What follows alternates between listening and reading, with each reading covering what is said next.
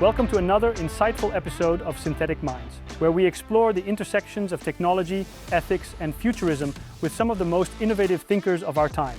I'm your host, Dr. Mark van Rey-Menam, joined as always by my digital twin, as we dive deep into the conversations that challenge our understanding of the future. Today, I am honored to have Dr. Louis Rosenberg, a pioneer in the fields of virtual reality, augmented reality, and artificial intelligence. With over 300 patents and a career spanning 3 decades, Louis has not only contributed to the technological landscape, but also shaped it. His work ranges from founding early VR companies like Immersion Corporation to his current role as CEO of Unanimous AI, where he explores the potential of collective superintelligence. In this episode, we'll discuss his views on the convergence of AI and mixed reality, the ethical implications of emerging technologies, and how we can navigate the rapid pace of technological change. We'll also delve into the risks of AI manipulation and the concept of conversational advertising, which poses new challenges for privacy and autonomy in the digital age. Before we begin, don't forget to subscribe to Synthetic Minds on your preferred platform so you never miss an episode. All right, Louis, great to have you on the show today. Yeah, thanks for having me. Well, as we always do within the Synthetic Mind podcast, I'm very curious if you could share a little bit about your background and the 1 or 2 books that you're most proud of. Yeah, so my background is as a technologist. I did my PhD 30 plus years ago at Stanford, focused on human-computer interaction, and my PhD thesis involved really the very first implementation of mixed reality, where people for the first time could interact with the real world and the virtual world simultaneously. And my work was funded by the U.S. Air Force, so I got to go spend a lot of time in research labs at the U.S. Air Force and at NASA, working on virtual reality, augmented reality, mixed reality. And so, yeah, that really shaped my future in terms of how I look at technology. And I've really been a technologist my whole career, focused both on the real world of technology and also the fictional world of technology. And I gravitate to fiction really for a specific reason, which is I tend, in the world of technology, I tend to really focus on things that are 10 to 20 years ahead of where the mainstream is. And because of that, I see the risks really early. I'm digging into, my career is really focused on 3 core technologies: virtual reality, mixed reality, and artificial intelligence. And in all cases, as I work in those spaces, I see the risks early, and I really put a lot of effort into warning the world about those risks. I do that through academic papers. I do that through nonfiction books, but I also do it through fiction, and largely because it's one thing to tell people about the risks, and maybe they'll believe you, maybe they won't. It's something else to show people the risks, and so the reason I gravitate to fictional stories is that it's really a way to show people the risks in a way where they can feel it rather than just intellectualize it. And so, yeah, that's been my background, and along the way, I've founded a number of companies. I founded one of the early virtual reality companies, a company called Immersion Corporation, founded in 1993. The company's actually still around, but I left. We brought the company public in 1999. I left in 2002. Then I founded one of the early augmented reality companies called Outland Research, and that was acquired by Google. And now I run a company called Unanimous AI for the last 10 years, an artificial intelligence company. And so, so I work on these technologies all day, every day, but I also think a lot about the fictional ways of educating the world about how things can go wrong. Yeah, well, I think that's fascinating. And some of the books you wrote is Arrival Mind, I believe, with the impact of AI on the human society, Upgrades, where we write about human augmentation, Monkey Rooms, which sort of the dark side, if I understand it correctly, of technology. And then your most recent book, Our Next Reality, which is a non-fiction book, which to discuss about the convergence of the virtual and the physical realities. First of all, which books are you sort of most proud of? Which is, of course, most difficult to choose. But and secondly, have you always had this sort of ethical approach of technology, and has it always been at the forefront in your writings? I definitely have always focused on what are the dangers that I see, and it's one of these things where, as a technologist, when I'm working on whether it's when I'm working on AI technologies or working on virtual worlds, I can very easily see the things that I could do as a technologist that would be very bad for society. Like I could see, I'm working on these AI technologies, and I see I can use these technologies to manipulate people really easily. Like that's something that it becomes obvious when you're working on creating these agents that are interacting with people. And if my assumption is if I see how I could do this, other people see how they could do it, and there are going to be bad actors out there who are going to use these technologies for really negative reasons. And so when I see these pathways, I say, it's useful to educate the world about these things. And again, you can educate the world through academic papers, and you'll reach a certain group of people. But if you can educate the world through something that is a story or more digestible, then you have a bigger impact. And so you'd mentioned Arrival Mind.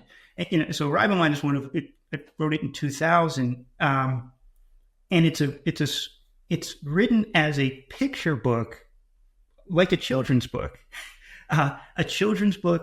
about the dangers of AI.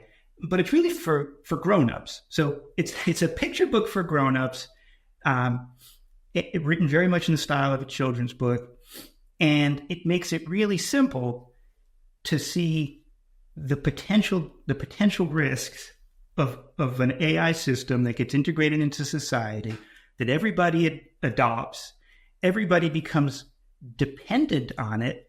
And so when we start to see that it has the ability to manipulate society, we can't stop using it because we've become dependent on it. And an Arrival Mind is really based on an academic concept that I had written about previously called the Arrival Mind paradox. And so that the idea here is this, which is, and the way I view AI is that as we move towards superintelligence, we are creating an intelligence that will rival humanity and eventually exceed humanity. And what I've observed is that most people, they view this AI that we're creating as something very, very human. And they see it as very human. We tend to anthropomorphize AI. Well, they see it as very human because it's being created by humans.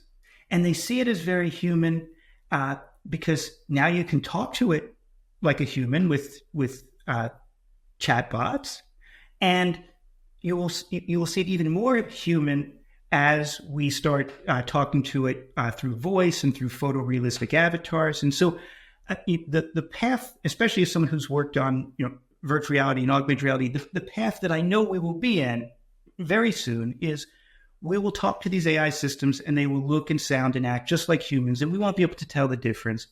And so people feel like, it's very human. And the point of Arrival Mind, this little book, is to say, if this intelligence had come from another planet, if it had arrived here from outer space on a spaceship, we would be very worried about it, right? If I told you there's a spaceship headed towards Earth, it's got an intelligence on it that's smarter than us humans, we would be preparing for Yeah, well, we would hope so. But instead, there's an alien intelligence that we're building. We're building this alien intelligence. And in fact, this alien intelligence that we're building, the way it thinks is nothing like how humans think. The way it learns is nothing the way humans learn. We have no reason to believe that this alien intelligence that we're creating is going to share our values, share our morals, share our interests. We have, so all the things that we would worry about an alien showing up from space, we should be worried about this alien that we're creating here, but we're not worried about it at the same gut visceral level, because people say, well, it's been trained on billions of human artifacts and billions of human papers and videos, and it must be very human. And the point of Arrival Mind, and also a lot of the papers that I write, is to say, you know what? Just because we've trained it on all this human stuff, it doesn't mean it's human. It means we've trained it to be very good at knowing humans, and we've trained it to be very good at pretending to be human. Two things that's what shouldn't be doing. Well, that's what these the AI system does not think like a human. It does not learn like a human, but it knows it. We're training it to know humans inside and out, to know everything about us, and to be really good at pretending to be us. So now imagine that it was an alien showing up from another planet. Say, oh, there's this alien showing up from another planet. It's smarter than us. It might have interests that are different than us. Oh, and by the way, we know nothing about it, but it knows everything about us. And it's really good at pretending to be us. Yeah. That's even more dangerous. So the point of Arrival Mind is to say, you know what? And that's why I call it the Arrival Mind paradox, is because the paradox is we trust the alien that we're building here, even though it's actually, from every objective stance, more dangerous than an alien that's going to show up from another planet, because it knows us. We're training it how to influence us. We're training it how to manipulate us. Oh, and by the way, we're giving it control over our infrastructure. So it can control our electrical grid and our power plants. So by the time this alien arrives, becomes sentient, which it will become, it basically will have complete control over our society. It will know us inside and out. Oh, and we'll be dependent on it for our basic services. That's really dangerous. And so that's why, and again, it's written as a little children's book, because that's a more digestible way to just appreciate this in little, and it's got great artwork in it, and it's to appreciate that, hey, we're not thinking about the arrival of superintelligence the way we should. And hopefully, it gets people to take a step back and say, you know what, we can't keep thinking that we're just building a smarter version of a human, because we're not. So yeah, I completely agree with you, and that's one of the things that really worries me, is that we're not thinking clearly about what's happening. We think it's a funny chatbot that we can have a relationship with, but we don't really understand all the things that you just mentioned. That it knows us way better than we know it. How are you going to solve this humongous problem of this alien species that is arriving, and it is arriving fast, not 50 years from now, but a lot sooner? How are we going to prepare 8 billion people to take that different perspective and to wake them up, as you try to do in your book? Yeah, so it's one of the themes that often ends up in a lot of the stories that I write, is this idea that we as a society are allowing technology to mediate our lives more and more. And that's been going on for 100 years. Technology, but is sitting between us and the information we get and the activities we do. And I really explored this issue at the deepest level in my book Upgrade, which is maybe my favorite book. And it's a graphic novel. And again, to be very digestible, it's a graphic novel written to be easy to read. And the concept of Upgrade is that, and it was published in 12 years ago.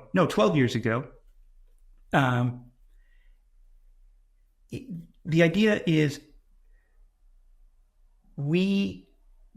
there's a global pandemic, which now sounds very familiar.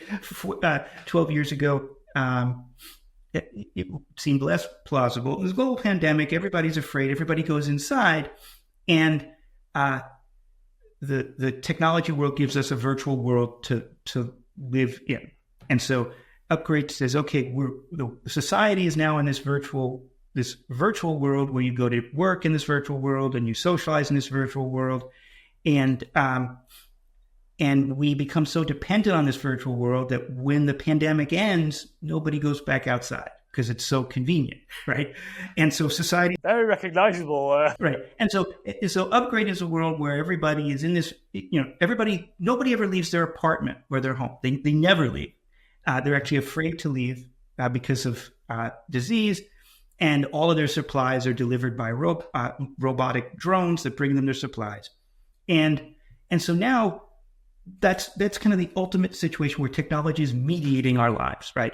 It's all of your interactions with every other person and with products.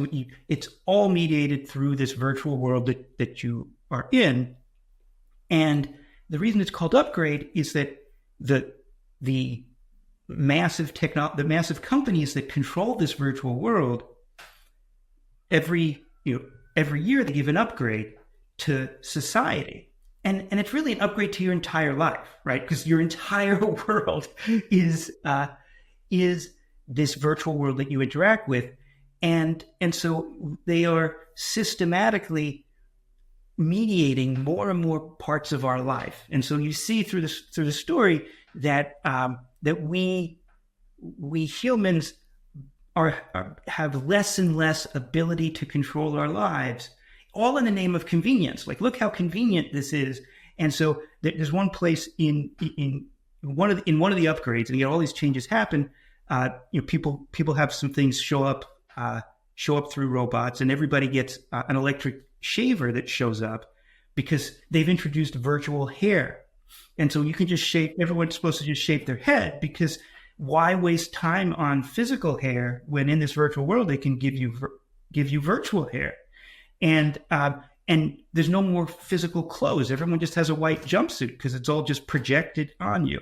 And so you get to this world where nobody has any hair. Everybody's wearing these white jumpsuits. Nobody ever goes outside, and yet everyone thinks it's really convenient. Yeah. And so it's this progression of us allowing ourselves to become more and more dependent on technology, but also more and more dependent on the corporations that control that technology.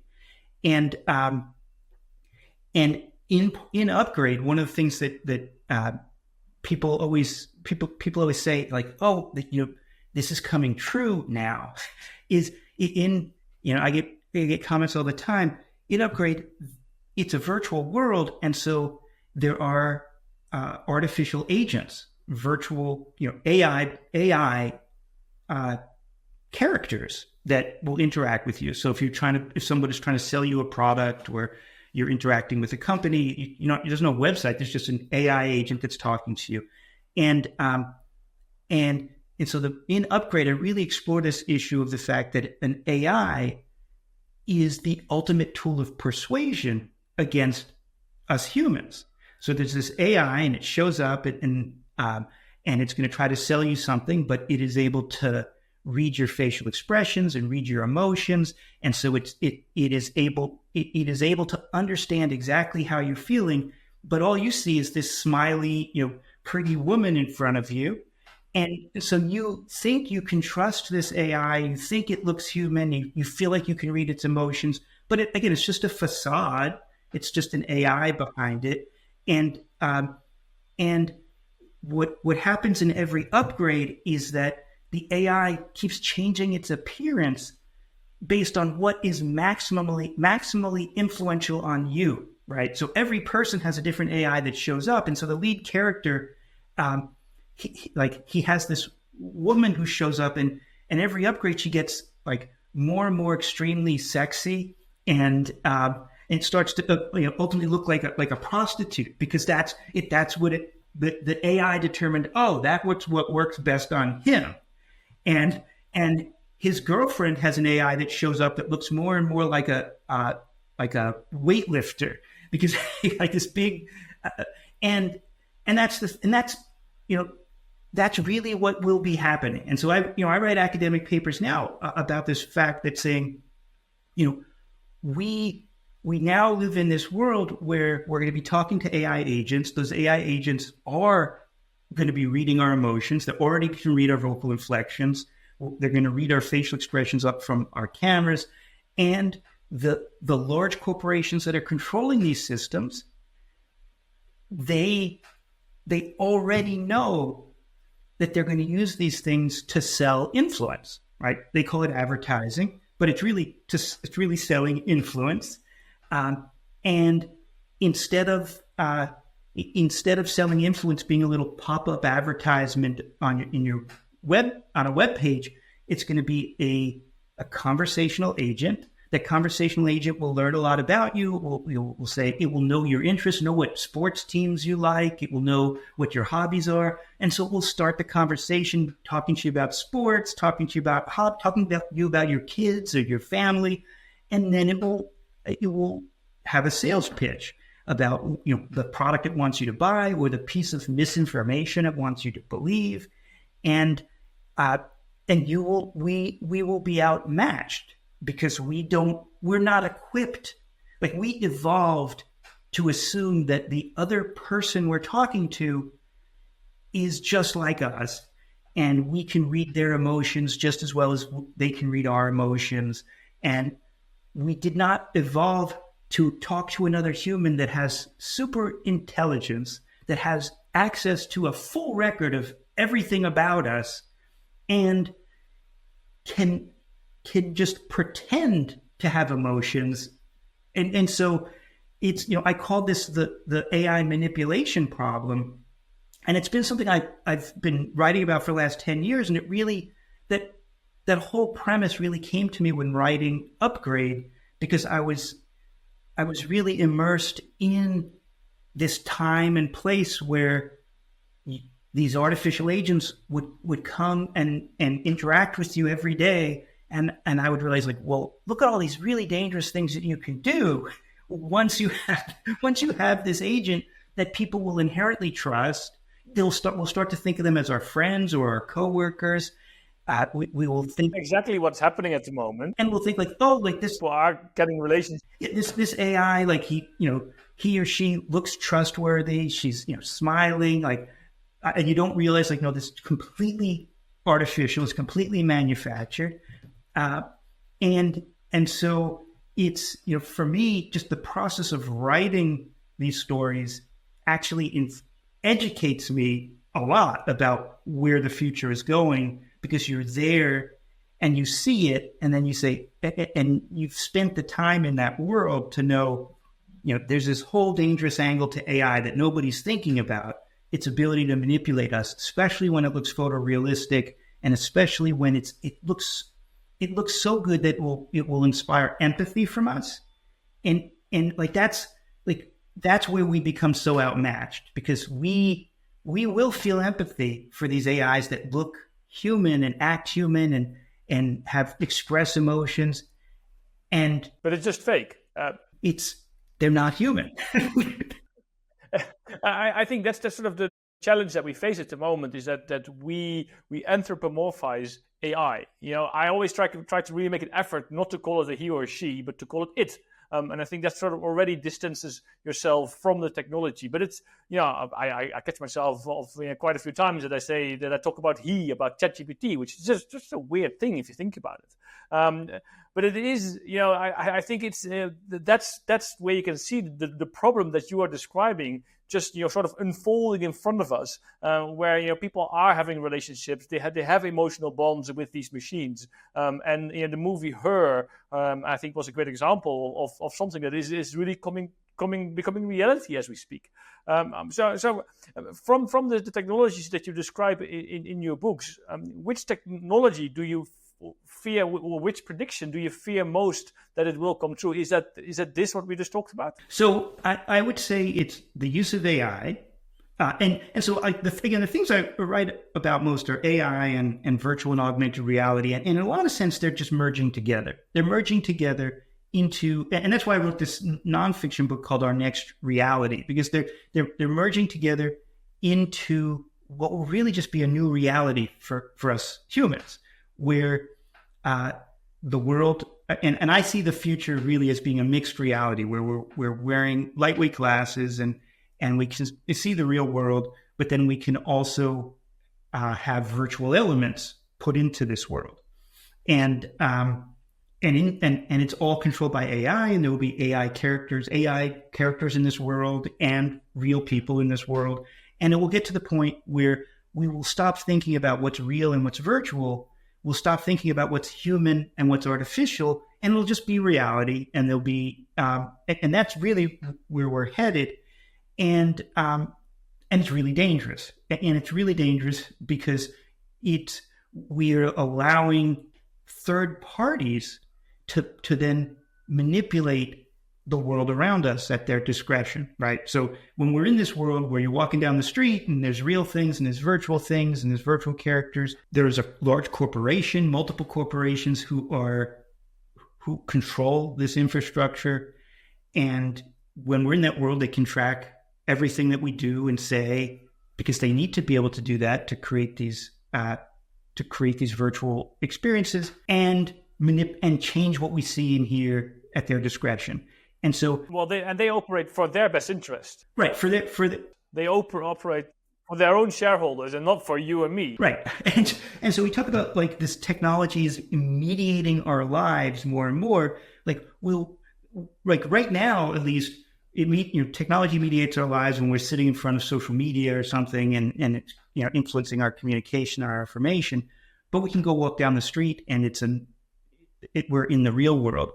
We're going to lose that too, where walking down the street now is mediated, and there will be artificial agents that are we'll call them assistants that are whispering in our ears through earbuds, because one of the things that is absolutely happening is when we have these lightweight glasses that look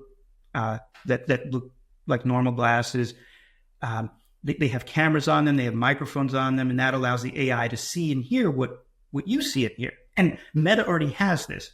Apple's already working on this. Google's working on this. Like, this is not science fiction. This is, and so in the very near future, people will be wearing devices where the AI that's in this device, that's whispering in your ears as an assistant, can see and hear everything that you're doing and give you advice, give you guidance. You're walking down the street and you're passing by dry cleaners, and it whispers in your ear, "Hey, you forgot to pick up your dry cleaning," right? Or you walk up to somebody and it's an old friend, you can't remember their name, and it whispers in your ear, "Oh, that's so and so. The last time you saw them was this." And so it'll be really convenient. Like, what will become dependent on this.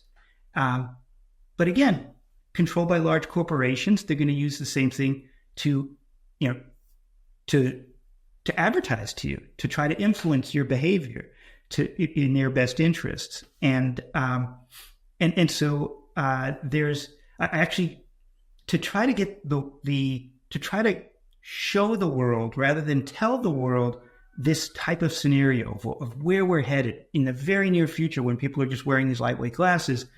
I wrote a short story that was turned into a short film called Privacy Lost, and it was funded by the Minderoo Foundation, and it's just this little 3-minute film.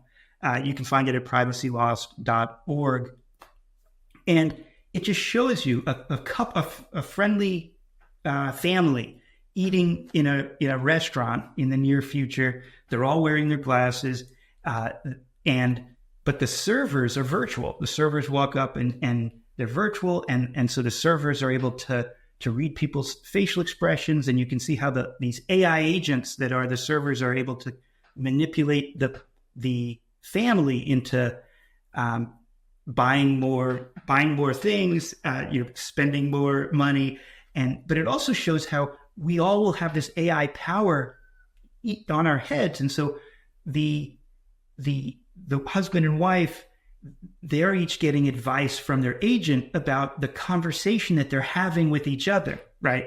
So they're getting guidance of how to respond to each other, because we're giving ourselves this superpower, right? The superpower of, the AI is following this conversation. The AI recognizes that my wife is getting mad by what I'm saying, and it's saying, "Hey, you're pissing her off," and this will happen. Like, we are very close to this world. I completely agree, but it seems to me to be a very dystopic future, near future. It sort of feels we are losing our control of our own lives more and more, and we already do that. If you go out for dinner, you see four friends at the table, and they're all at their smartphone instead of talking to each other. So you can already see this happening, that big tech is already controlling us into showing behavior that's not necessarily the best behavior for you as a person, but is the best behavior for the big tech company. I think that's really, really problematic, and but what can we do about it? How, if you look at the long term, impact of AI and on society and big tech having, which is really driven by a capitalist society that we have, because that's what drives this shareholder value, and not necessarily drives a stakeholder value. What can we as individuals do? What can we as organizations do? What can we as society do to sort of counter that and to sort of stand a chance against these 24 big tech companies that will most likely define and redefine and control our personal lives? Yeah. No, it's an issue that I think about a lot and get involved in a lot, and I think the only real solution is policy and regulation to protect the public. And I know that there's a lot of technologists who are against regulation because they think that it restricts progress.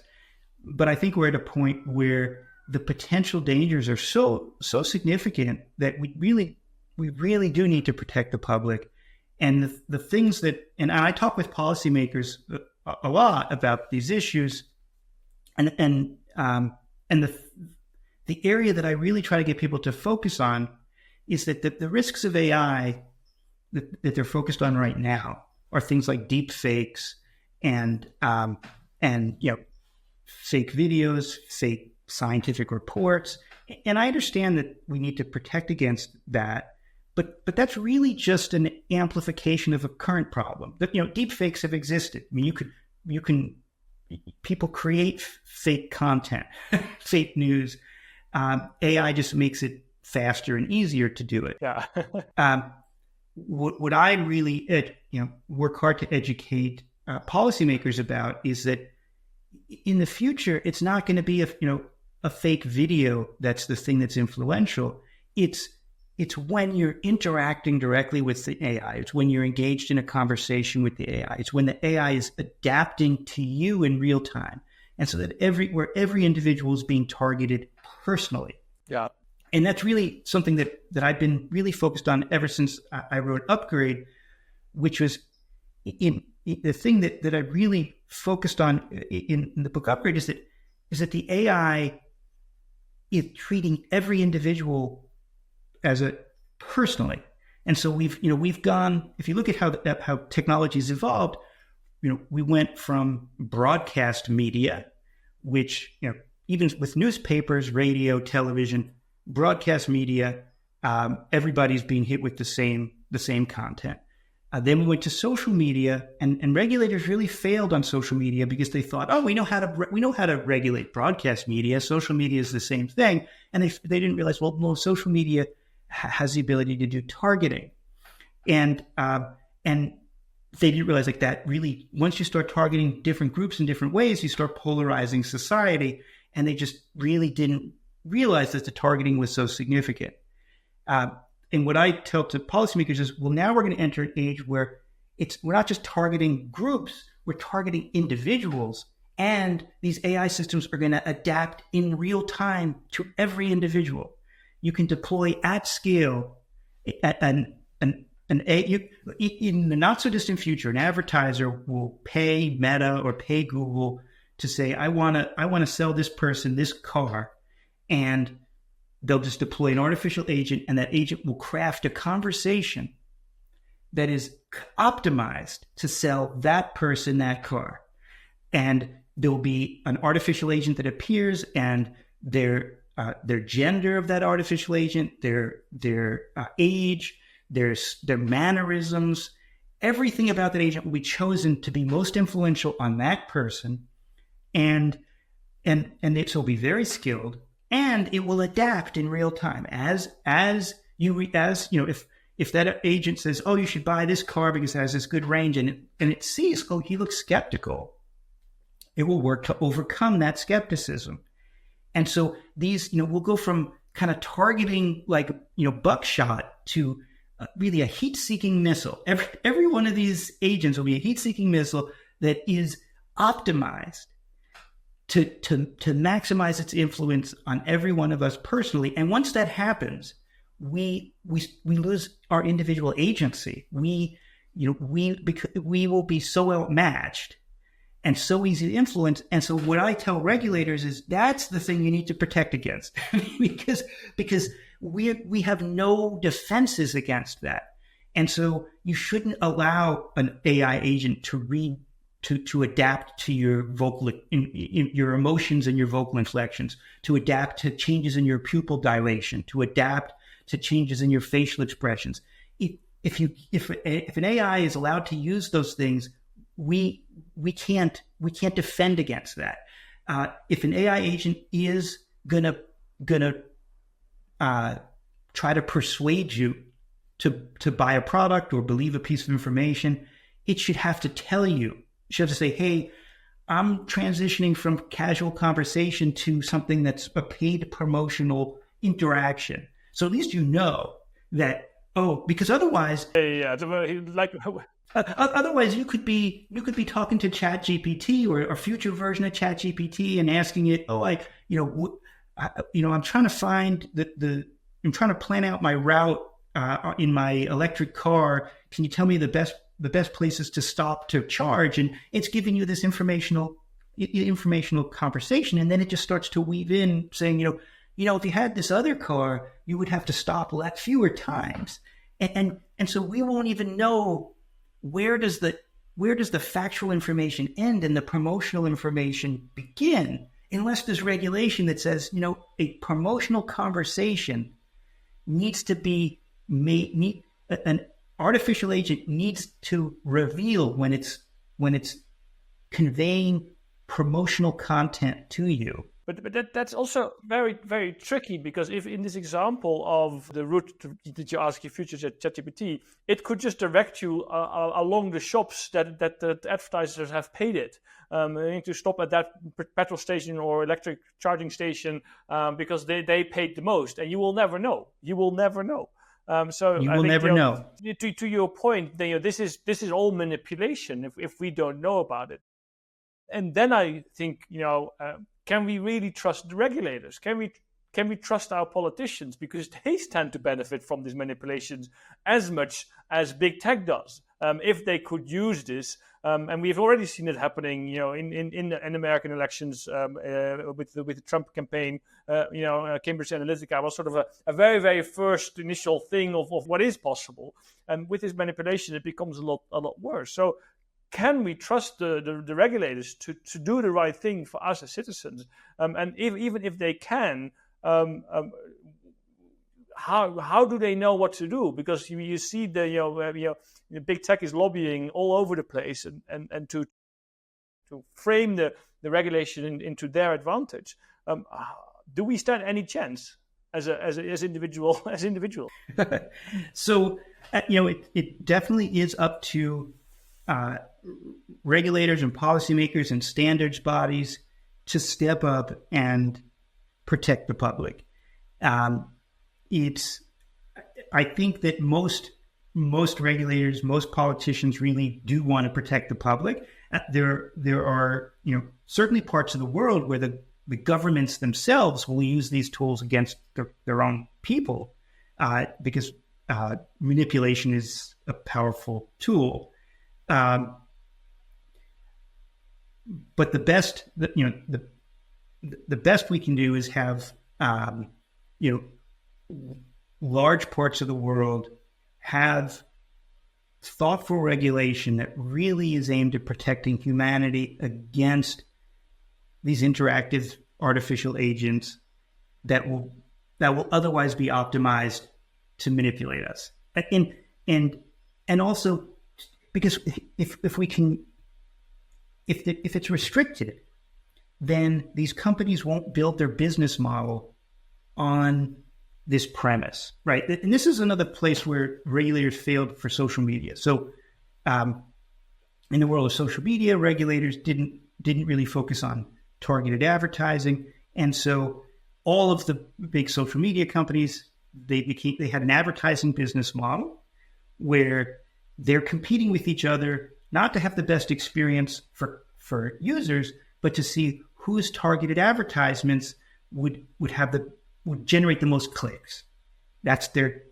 And if we don't put regulation in place and we transition from a world where you're not typing into Google to search, but you're just talking to a photorealistic artificial agent as your assistant, if that goes down this advertising business model, then all of these companies will compete on whose artificial agent can weave the most persuasive information into the conversation and generate the most sales or generate the most votes or whatever it is they're trying to. So the regulation is essential. Is really essential if we want society to not be manipulated by AI systems that could so easily be optimized. And again, like you think about it, we all know that for almost a decade, technologists could build AI systems that can beat the world's best chess players, Go players, poker players. We know that we can be outmatched.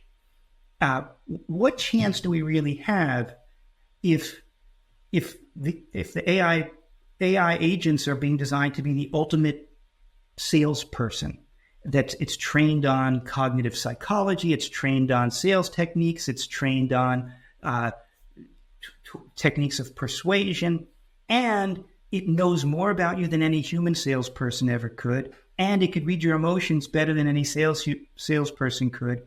And instead of just trying to sell you a car or a product, it could be trying to convince you of misinformation, disinformation, and it will be just as effective. And if we don't protect against that, then it will be way too easy to influence society, and we lose human agency. And that's, without that, we go into a dystopia. And so there's so many, most of the fiction that I write, and it shows a pathway to dystopia. It usually doesn't start there, but shows how we get there.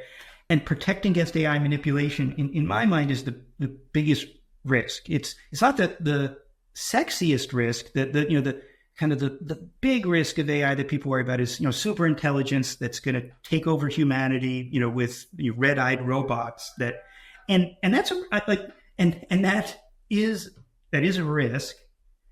But before we ever get there, it's much simpler. Way more subtle. Much simpler to just manipulate us than deploy a fleet of robots. Killer robots.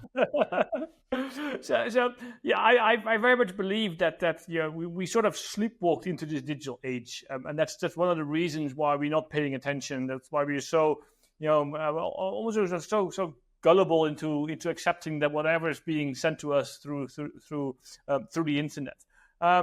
What role does science fiction? What role can science fiction play in educating ourselves more, in not only ourselves but also organizations and governments, and in making us aware of the dangers of what's happening? Because I do believe that if we are more educated on this topic, starting from almost maybe from kindergarten, if we are more aware of what's happening, then we become less gullible. We become less able to be manipulated. What do you think? What are your thoughts to that? Yeah, I mean, I think that allowing the role of fiction is really most powerful when it's allowing people to experience the dangers rather than intellectualize the dangers, and experience it, by through story. And in today's age, really, being able to encapsulate that in very short messages is maybe the way to reach the most people. It's one of the reasons I made that short film, Privacy Lost, because in 3 minutes, people will watch it. You could write a whole book on that. Even much fewer people will experience it. And it's also why, I've written a couple of these little children's book style stories, because it's a way to very quickly get people to think about the issues. But I think that science fiction at all levels, whether it's full novels, feature films, short stories, they all can have a big impact. They get people, they put people in a time and place and get them to really think about the implications, and not think about it so much from a scholarly perspective, but just from a personal perspective of how would it impact you? And I think that's one of the best ways to get everybody to appreciate the dangers. It's important to get the regulators to appreciate the dangers, but if you don't get the public also to appreciate the dangers, the regulators don't feel like there's a motivation to make changes. So really, it's about getting the public to understand that, yes, there's all these amazing things that AI will do to make society better. I mean, scientific advancements and conveniences. But if we don't protect against the downsides, if the risk is we lose our agency, we become easy to manipulate. And people are already relatively easy to manipulate, but the tools that the manipulators will have are about to become superpowers, and that's has to be protected against. I think that's completely true, and also the very, very scary outlook that we have to rely on the regulators to protect us, and I think that education is becoming really, really important. And with that, I think sort of a future thinking approach that, of course, as a science fiction writer, you're very good at being able to depict the future, both the optimistic or dystopic future, and really dive deep into that. How can organizations, or as well as regulators, as well as individuals, adopt a similar mindset to stay ahead in this fast changing world, and to be able to mitigate those risks that are coming? Yeah, I think it's really about just putting yourself in the time and place of the future. Of people, a lot of tech companies are working hard to design next generation technologies.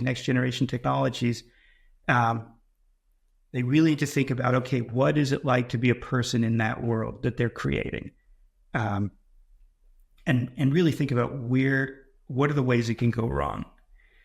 And it's people often ask me, like, I run technology companies, but I also speak a lot about the dangers, and they say, well, how can you speak about the dangers but also be developing technologies? And I say, well, when social media companies were created, they really did believe that they were going to help society. These were not evil people creating social media companies. And yet if you poll the public right now in the US, like 70% of the public or something like that thinks social media is damaging to society. Do you think they wanted to create a company where 70% of the public thinks what they do is damaging to society? Like, they didn't want to do that. You'd hope not. But they just didn't. And they could have avoided that if they really thought, what are the downsides of this? What are the things that could where are the ways that this can go wrong? Because they knew before anybody else. They could see it early because they're developing it. And if they saw it and they raised the issue and they talked to regulators, they could have avoided this. And I say that because they all feel, as somebody who's run multiple companies, like you very often feel like you don't have a choice. You're forced down a path because, and I say that because imagine your social media company and you think, targeted advertising's bad. And then your competitor launches the first little targeted advertisement and all the advertising dollars go there. Well, now you really have no choice but to go to targeted advertising as well. And so it becomes this arms race. And then another competitor has an even better way to do targeted advertising, and they go down this path. Had they raised the issue early and regulation went and got put into place that you can't do targeted advertising in these ways, then those companies could have just competed on different fronts. And they would have developed just as big businesses, and it would have been very successful companies. And so, companies often think, regulation is the enemy. And I look at it as no, regulation means we don't have to compete on a playing field where we all know this is going to get more and more dangerous. And let's compete instead on making our products better for the public and who has and so in the world of AI, if they put regulation in place that you can't do conversational advertising, they could say that today. No conversational advertising is too dangerous, it's too manipulative. Fine. All these AI companies could make their trillions of dollars by competing on other fronts, and they wouldn't have to chase each other down this path of an arms race to who could have the most influential conversational advertisement.